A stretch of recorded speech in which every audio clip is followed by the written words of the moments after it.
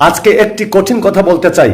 পাহাড়ি আদিবাসী জনগোষ্ঠী আছে নিজস্ব ভাষা, নিজস্ব সংস্কৃতি, নিজস্ব পরিচয়, যা শত বছরের ইতিহাস ঐতিহ্য। কিন্তু দুঃখের বিষয় কি জানেন? এই ভাষাগুলো নিয়ে আমরা মজা করি, কেউ ভেঙে করে, কেউ তুচ্ছ তাচ্ছিল্য করে, যেন এটি কোনো মূল্যহীন জিনিস।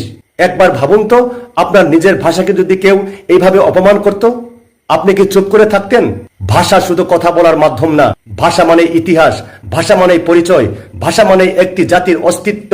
আজকে যারা অন্যের ভাষা নিয়ে হাসছে, তারা আসলে নিজের মানসিকতাকে ছোট করছে। আমি স্পষ্ট ভাষায় বলতে চাই, কোনো ভাষা ছোট না, কোনো সংস্কৃতি তুচ্ছ না।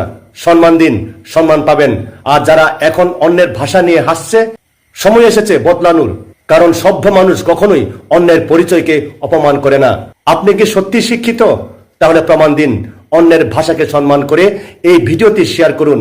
দেখি কয়জন সত্যিকারের মানুষ আছেন।